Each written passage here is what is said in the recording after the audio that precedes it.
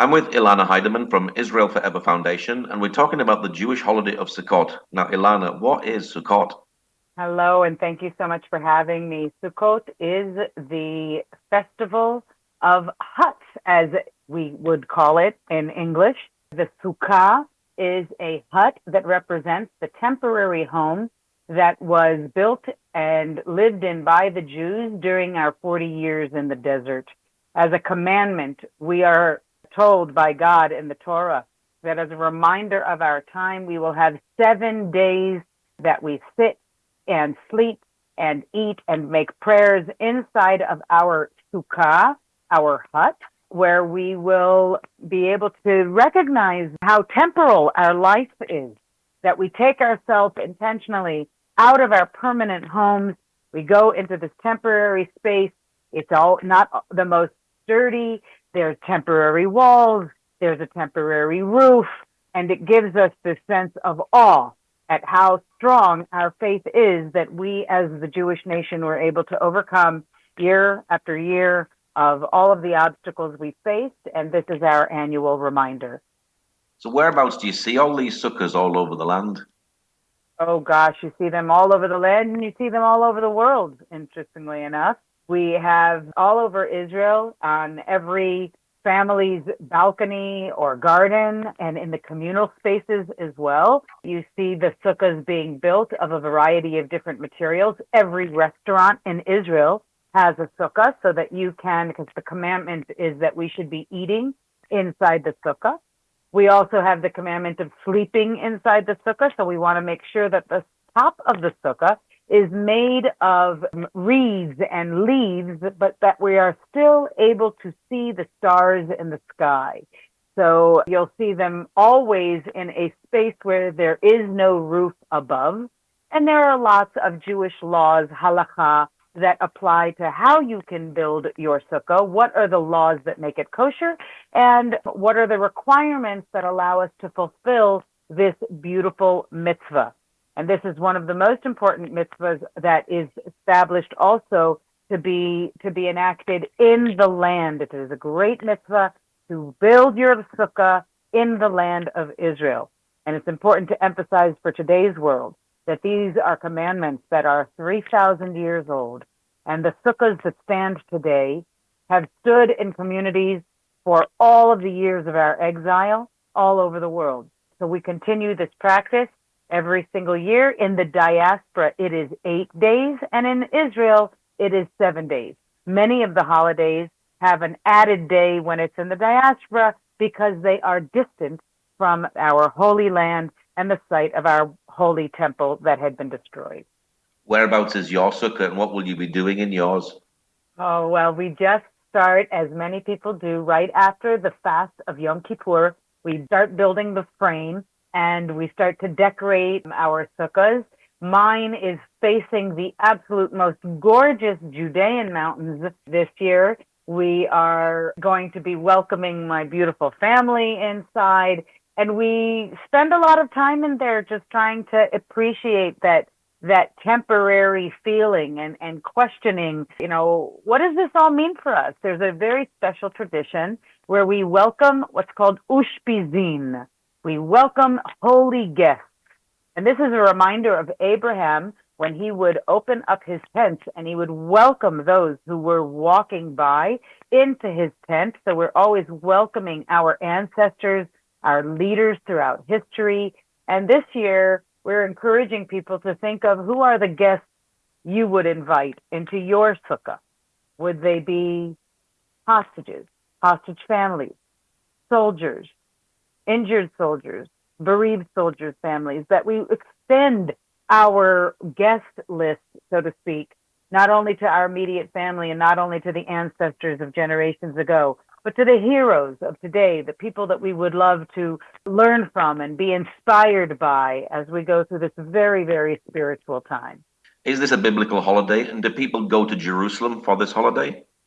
It is one of the Shalosh Regalim, the three pilgrimage holidays that where people do go to Jerusalem.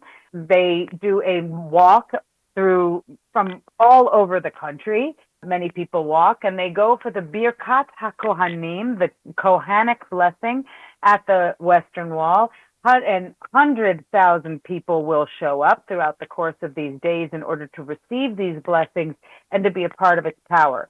And one of the most important things that we have to think about when it comes to the mitzvot of Sukkot is, what are we holding? You asked before, what do we do inside the sukkah?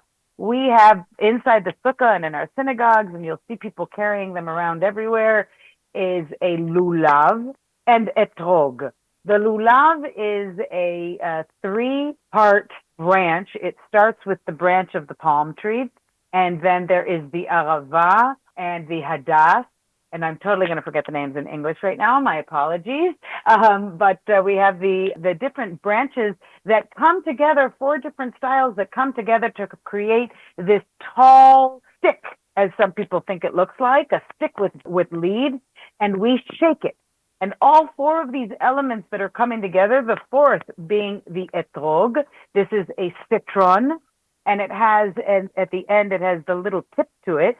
And when you make the blessing, you turn the tip up or down, depending on where you are in your blessings. And there's all sorts of symbolism to this amazing and very odd practice that many people are like, this is the weirdest thing they've ever seen. But when you take these four species and you hold them together, and we shake them over our heads and to our left and our right and in front and in back of us, we are reminded of the many different types of Jews coming together, that we are stronger. And when we shake it all around, we are reminded that God is everywhere. And so all of the blessings of Sukkot are to remind us that Hashem is with us. He is with us everywhere. We want to continue to be grateful. We've been already immersed in a very deep time of prayer between Rosh Hashanah and Yom Kippur and the 10 days of repentance. We've heard the shofar. Now we're moving into our temporary homes, and we shake the lulav. We hear the blessings of the Kohanim. We hear the songs of everyone, and it is a full week of celebration. You'll find also a practice that amongst especially the religious, no one works. This is a time when everyone is taking break from doing things that are not connected to the miracles that we're celebrating through Sukkot. Yes, for those who can, they can go to Yerushalayim, and there are other places throughout the country that many people in Israel love to travel. It's a very big week of traveling, and unfortunately, because of the war, we're going to see that that's a little bit condensed. We're not able to travel to the north where we so often travel this time of year, the area of the Galil and the Golan. We're really under a very severe attack. And I'll add that this year's Sukkot have also the element of sadness. We are still over 373 days now of war. We are seeing soldiers fall. We have 101 hostages still captive at the hands of evil. And we remember that our Sukkot stood, all of them, for a long time after October 7th, because none of us could have the strength to take them down. Even in the communities in the south that were destroyed, most of them still have their sukkahs even standing still to today, because they've been left as they were on the day of the massacre. It's a very uplifting time. It's a challenging time for us today as well, while we live in a continued war. These four things that they carry with the etrog and everything, do they carry them throughout the day, throughout the holiday? It depends on who. Some people, yes. Some people, no. We do not carry them, and we do not shake the lulav on Shabbat, but the rest of the days of what we call Chol HaMoed, the days in between, the days of the festival, basically. And in between those days, yes, you'll see people wandering around and they have these little plastic sacks for their lulav, and you'll find the most amazing and intricate cases for etrog. I mean, people really invest all of their heart and soul into picking the precise right etrog for their prayers. It's a very intricate holiday, as many people enjoy the experience. We're reminded, by the way, of the 7 species of the land of Israel that also get incorporated, and I'll go ahead and add that they get incorporated into our recipes and the different traditions that get passed down from different Jewish cultures, elements of Jewish culture, whether it's the foods that we eat. We continue to have pomegranate. We have often pumpkin gourds and things like that, things that remind us of the harvest time as well. The end of the summer, beginning of the fall. We also change our prayer and add a prayer for the coming of the rainy season. So it is a very significant and symbolic time, even when you're carrying your lulav and even when you're not. What does an etrog look like? I imagine a lot of people in the UK don't know what an etrog is. What does it look like? And do you grow them here in Israel? You're right about that. A lot of people don't know what it looks like, and there are only a few places in the world. Yes, there is an etrog farm here in Israel, but we actually get them from other places as well. But it looks like a lemon. It looks kind of like a big, harder lemon. The skin has a very unique citrus smell. And in the old days, when they couldn't always get an etrog, they would really search high and low throughout the world where they could be found. And there are some crazy stories that we've inherited that about the extent to which people have gone in order to find a lulav and etrog. Today, the majority, I think they come from Italy. There's a very unique place in Italy. I'm going to forget the name. I want to say Calabria, I think it's called, which is where they have this massive etrog grove. And that's where we get a lot of them coming from. A lot of them will be exported into Israel at this time of the year. Well, we hope so. You know, the two countries that I know we've exported from, I think it's Italy. What's the other one? I think it's Morocco.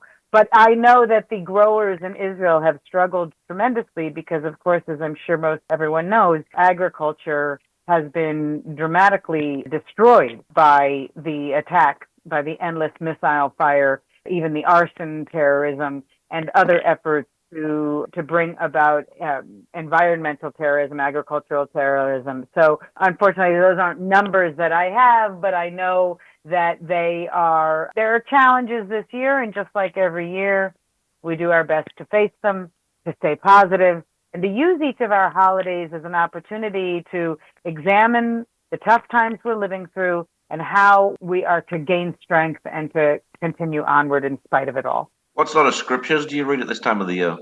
So there are a lot of different, because there are so many different parts to the holiday. We read a couple of the portions that talk about the festival itself, talks about the use of animals in sacrifices.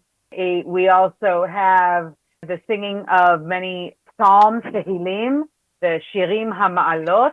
They are attributed to the ancient practices even during temple times.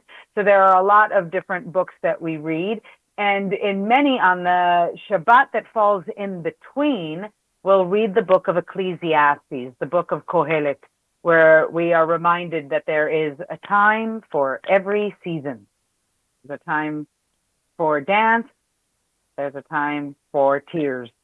And you know, it's such a poignant way to also remind that the final day of Succot is Simchat Torah, where we celebrate the receiving of the Torah, and we begin the reading of the Torah anew. We've completed the last chapter of Leviticus, and we move on to Bereshit again. There's beautiful practices. We open the Torah and we re-roll it to its beginning, and we dance with the Torah.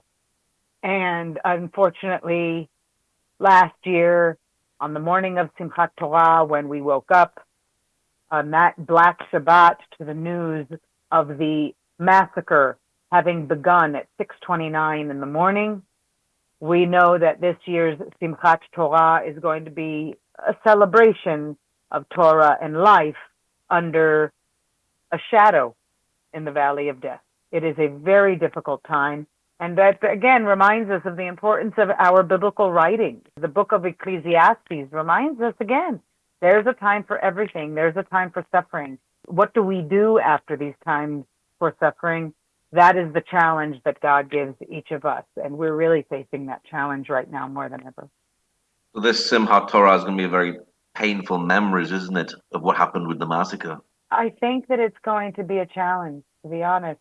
I think that most celebrations are going to be very downplayed. It is the anniversary of the Jewish date, the Yartzeit, as we say, the Hazkara on the Jewish calendar. And I don't think there's anyone who can feel like last year we danced and we danced and we sang and we were filled with joy. No one could know what was going to happen the following morning. I wonder, how are we going to get through this? And then I'm reminded as a Holocaust educator all my life that they were able to find a shofar so as to blow it on Rosh Hashanah and then at the end of Yom Kippur, even in Birkenau. That there were Jews who fasted on Yom Kippur, even in Birkenau and in the ghettos. And that they were able, even in the ghettos, to celebrate Simchat Torah. And they had smuggled in a small Torah. There's a famous story I know of a man I met who was a 11-year-old, and he and his brother, they wanted to be able to bring one of the Torahs into the ghetto. They were being moved into the ghetto from Kovne in Lithuania. And they said to the rabbi, we want to be able to bring the Torah. And the rabbi said, no, you can't, because it's gonna risk your life. And the children decided anyway. And what they did was they unrolled one of the children's Torah, a smaller Torah, and they unrolled it and they wrapped it around their bodies, underneath their clothes, when they were moved with their families into the ghetto. And so they too were able to celebrate quietly, secretly, so that the Nazis would not know. And they were able to say, thank you, God, for giving us this Torah. Because the Torah is the answer to knowing the good of the world. The Torah is the answer to being able to eradicate evil in the world. And so when we dance this year on Simchat Torah, maybe it will awaken in some, maybe not a celebration of the joy, but of appreciation. And it's very hard to tell. I think there will be a lot of tears throughout this next week. We have family members who are honoring the fallen family who were murdered on October 7th. They do not all have the same memorial date of passing. It's a very heavy and difficult time. And again, we've now lost several soldiers over the last couple of days, and over 100 have been injured just in the last 48 hours. And it's just very challenging. It's a challenging time for the Jewish people. It's a challenging time for all of humanity. Yeah, we've just had this drone strike from Hezbollah, which killed 4 Israeli soldiers. I imagine this is a very worrying time as you go into this Jewish holiday. We were asked by the whole world, as we are every year, that there is a war forced upon us where we have to defend ourselves, to respect Ramadan for a whole month, to have an unwanted cease of firing and seeking out of terrorists out of respect for Ramadan. And yet on Yom Kippur, over 320 missiles were fired at Israel, one hitting an elderly home in Herzliya. Now, we're lucky that no one is injured, not that the world cares about our injured. And we're lucky that nobody's dead, and only dead Jews really ever make the news anyway. We are very lucky because Israel has built, instead of Succot only, they have built safe rooms. And for that reason alone, less casualties to these missiles have been suffered. But here as we enter into Sukkot, and we know that on Yom Kippur, our holy days are not respected, our humanity is not respected. We know that every minute of the day we are at risk. It's a sensitive time, but it's also a time where I think people are seeking that hope desperately. And we can only wish that maybe God will open the eyes of more people in the world to be more involved, to be doing more, to help procure the peace that we deserve. And that is not by appeasing Hamas, Hezbollah, or any of the Iranian proxies or Iran itself. It will require the entirety of the world to stand up against these elements and to stand with Israel. So it's a fearful time, but it's one we're not willing to let dominate. You will see celebrations, and you'll see joy, and we'll see our soldiers on video dancing with the Torah as well. but we will be doing so with a broken heart. And maybe that's something that Jewish people have been having to endure generation after generation, sadly. Are there more security alerts during the holidays? Many, many more security alerts, a different system also set into place. There are rabbis who institute laws that dictate you should be having your phone with you at all times, which is something that an observant Jew would not be doing, even during the highest holy days of our year. We also have fear of infiltrations because they know that many people are in synagogues and are out celebrating. There's a fear of infiltrations in communities, and we've seen a couple, especially in the north. But the warnings are high. The terror activity increases.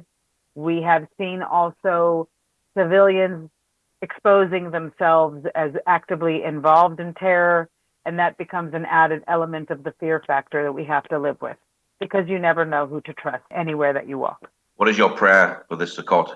The temporary hut of peace, we say that you should lufos aleinu sukat shlomecha, that you should spread over us the sukkah of your peace, the covering of your peace. My prayer for the world is that we can be embraced and enveloped in that peace that we deserve, that the world will join with Israel in fighting tyranny, that we will not see any more of our people fall or be injured, and that more leaders in the world will do more and stop falling for the trap of the political issues and the controversial matters that are based on lies and distortions about Israel. So if you spend 7 days of Sukkot learning your facts, then you have, I believe, also been a part of achieving the spreading of the Sukkah of peace over the Jewish people, over Israel, and all of the world. What is your website for people who'd like to know more about the work that you do? IsraelForever.org. It is a home for you to come and learn and engage and get resources that you can use in the comfort of your life. We have recipes for Sukkot, stories about Sukkot, and we hope that you can come and join our global community of virtual citizens of Israel who recognize themselves as a part of the armies of people that need and want to be serving the world for good. Well, Elana, thank you very much for sharing about the holiday of Sukkot today. Thank you so much for having me.